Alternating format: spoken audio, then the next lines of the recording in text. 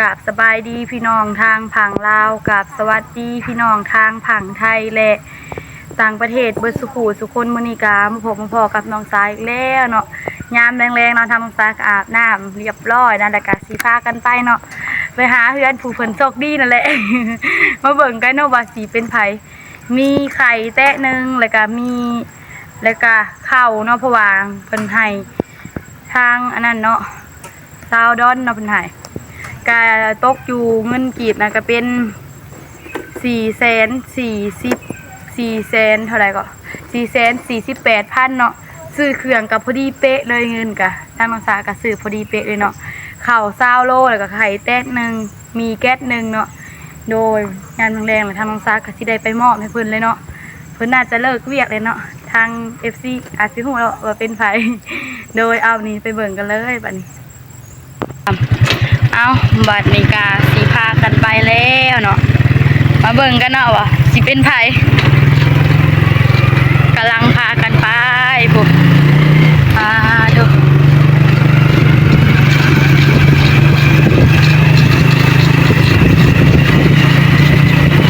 ตัดพื้นแล้วก็ไปตลาดเนาะไปตลาดมาแล้วก็มาอาบน้ำเนาะทางไปฝนตกมันอาจสิไปยากแต่อันนี้ฝนบ่ตกมันก็ไปง่ายนี่เนาะเลยไปทางไปน้ำยังมีจุดน้ำอยู่เนาะ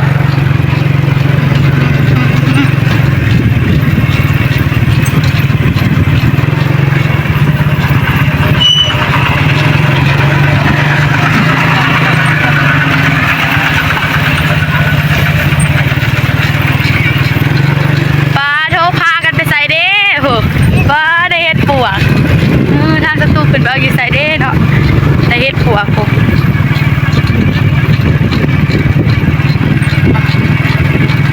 ฝนตกน้ำมันยังอ่างอยู่เนาะเห็นเลยเนาะ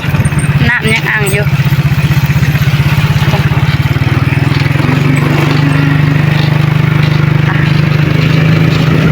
กล้องมันอาจสิสั่นๆนี่เด้อก็ต้องขอโทษขออภัยทางเมซิเบอร์สุขุสุคนบ่มีแนวกันสั่นเนาะก็เลยอยากสั่นหน่อยโทงก่อนก็ทางไปโรงงานน้ำก็อันนี้เลยเนาะเขาก็ซื้อน้ำก็ง่ายไงเนาะมันอยู่ทางออกเลยแหละ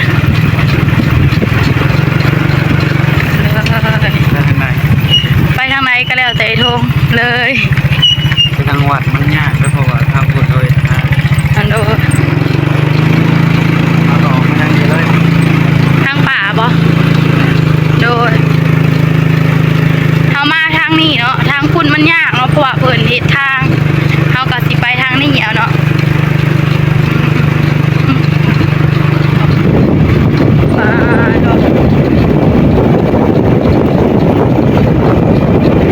ยามแรงๆแดดสีบ่แห้งปานใดเนาะ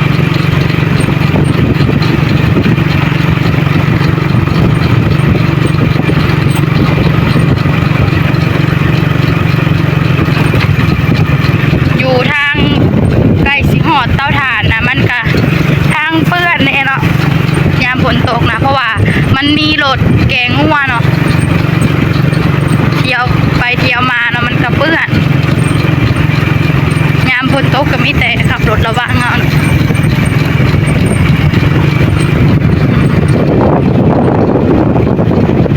เป็นเพื่อนเดียวนี่เพื่อนตัดหญ้า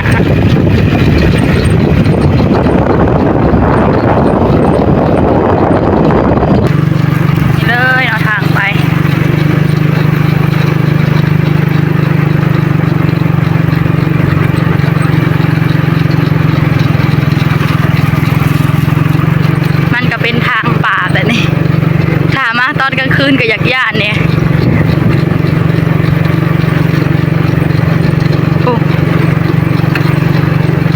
พูดเลยเนาะแนมไปไกลๆสิเห็นรถเขาแกงงัวเนาะ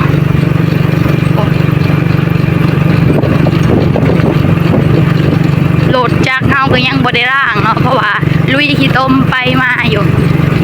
ฝนตกขี้ต้มหลายรถแกงงัวข้างหน้าปุ๊บ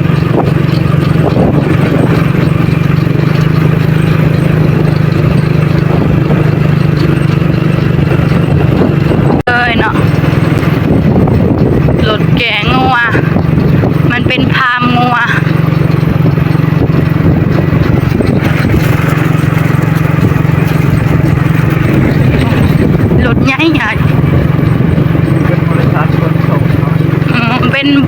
เป็นบริษัทขนส่งบ่อยทง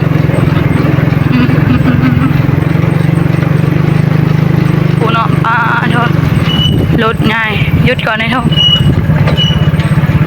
ขับรถถ้าต้องระวังหน่อยนี่รถเพิ่นเข้าออกเนาะเลยรถเพิ่นเข้าออกเนาะถ้าต้องระวังโอ้จอดก่อนไอ้ทงนี่เลยเนาะมันเป็นฟาร์มงัวอยู่ในมันอาจสิเปื้อนเนาะเพราะว่าเพิ่นเที่ยวไปเที่ยวมาโอ้งัวเต็มรถเลยเอาบัดนี้เนาะนี่เลยเนาะไม่ FC อาจสิฮู้เลยเนาะทางแบบนี้รถสิเป็นของไผเลยเนาะ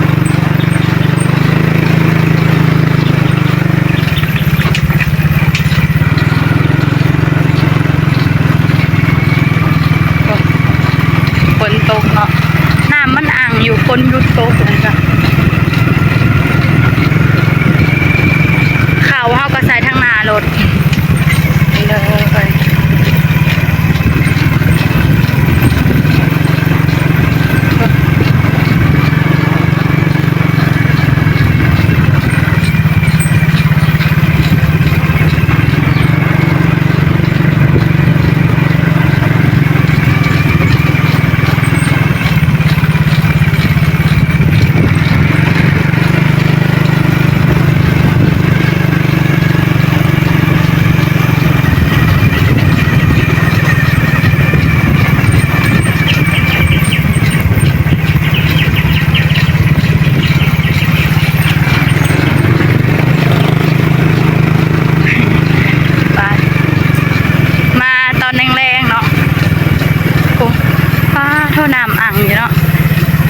คิดว่ามันแห้งแล้วแหละว่าสิไปทางพุ่นแล้วแต่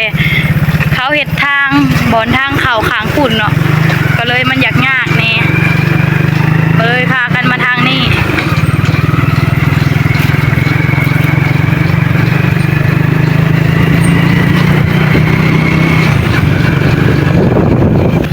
นี่เลยเนาะ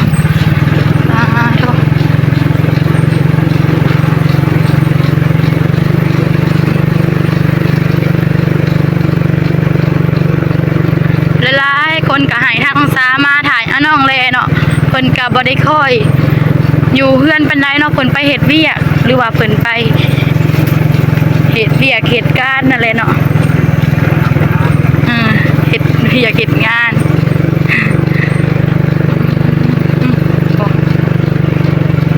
รถบรรทุกนักเนาะเสียงมันอาจสิเป็นแบบนี้เพราะว่าเอาเขาน่ะ20 โลเขาเลยเนาะเพิ่นมาแล้วบ่เนาะคือเห็นไข่ตูอยู่อ้าวบัดนี้ย่อเครื่องลงไงทุกก็บ่พาก็ได้ไปหาน้องแหลมันก่อนเดี๋ยวกินไปเนาะน้องแหลเพิ่นก็ป้าโทน้องแหลเพิ่นก็เลิกเวียกเนาะอ้าวสบายดีเด้อสบายดีโคนเป็นจังได๋สบายดีอยู่บ่แม่นแต่ช่วงนี้บ่ได้ลงคลิปได้หลายท่านก็คิดฮอด2 คนคนเฮ็ดเวียกเนาะทางน้องแหล่เพิ่นก็ข้าว20 โลแล้วก็มีไข่แตะนึงแล้วก็มีแก๊สนึงไอ้ทงเพิ่นย่อลงมาเลยเนาะสบายดีน้องทิงโทยโพนซอยเอื้อยเฮ็ดเวียกเด้อเฮ็ดเวียกคือกันเด้อปลามันโดดน่ะมันโดดต้นมะม่วงบ่ล่มโอ้ตายหันเลยไอ้ทง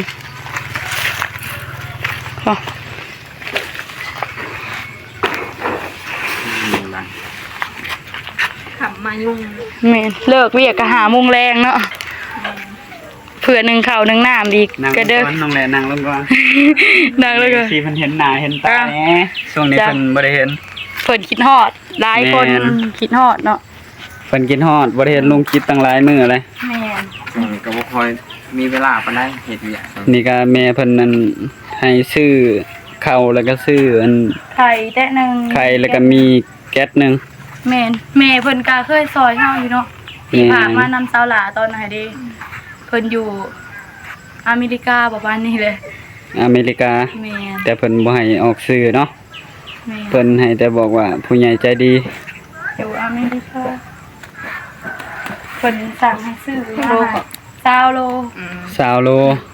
กินได้หลายมื้ออยู่ดอก20โลกะซอยกันเลี้ยงน้องนี่เนาะน้องหลายก็สิในใดก็แบ่งกันเลี้ยงทางน้องตากับน้องทั้งน้องละน้อยกับน้องลิ้นเนาะไปอยู่ก็ค่ายเพิ่นก็เฮ็ดเวียกซอยส่วนน้องทิ้งถ้อยก็เฮ็ดเวียกซะอ้ายซะเอื้อยบัด อยู่กับน้องแลน้องติ๊กโตยก็ได้ แม่นส่วนน้องวันดีก็แม่อยู่เตาถ่านพุ่นเลยเนาะ แม่นเพิ่นอยู่เตาถ่านหมดละแต่ก็มีหยังก็ให้กินอยู่พี่เอาของอยู่ของกินก็ได้ แม่ ก็ได้ กิน แต่มาตักให้เอา อืม กินแล้วจังไปเตาถ่านก็ได้บ่เป็นหยัง หลายคนก็ว่าคือว่าบ่เห็นน้องเลยเอาเขาวเอาน้ำแม่เนาะเพิ่นหาก็บ่ได้ถ่ายคลิปบ่เอา ให้ ให้ เพิ่นอยู่บางเถื่อกับแบบนี้ก็ให้เพิ่นนะ แม่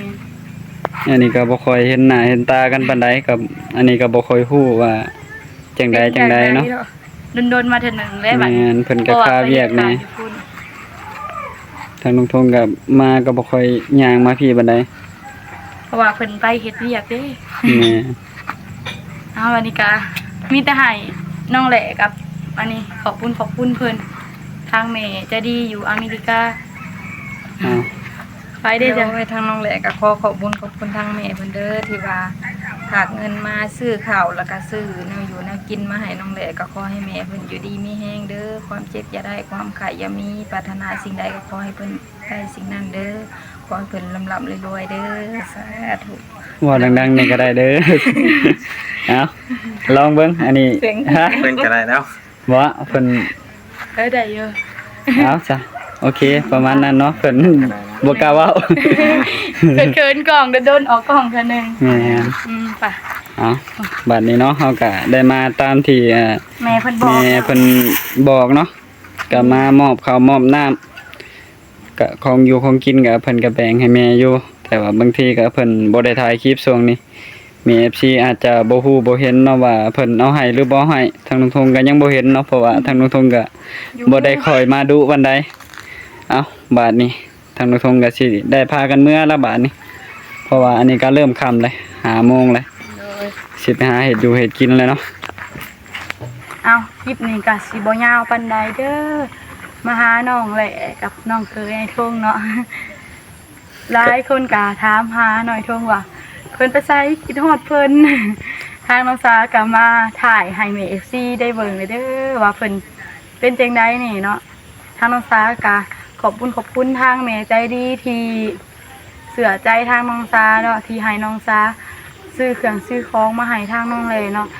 ทางน้องสาก็ขอให้เพิ่นอยู่ดีมีแฮงความเจ็บจะได้ความไข้อย่าให้มีเนาะเดินทางไปไสมาไสก็ขอให้แม่ปลอดภัยให้เจริญในหน้าที่การงานเด้อสาธุเอามานี่ทางน้องสากาสิได้จบคลิปไปเพียงแค่นี้ไปพบพอกันในคลิปหน้าเด้อกะขอบคุณทางเมฟซีเบอร์สุขุสุคนที่เบิ่งคลิปของน้องสาตั้งแต่ต้นจนจบที่บ่ขามโฆษณาทางน้องสาว่าผิดพลาดประการใดก็ต้องขอโทษขออภัยทางเมฟซีเบอร์สุขุสุคนทางน้องสาสิขอตัวลาไปเพียงแค่นี้ขอกล่าวคำว่าสบายดีบ๊ายบาย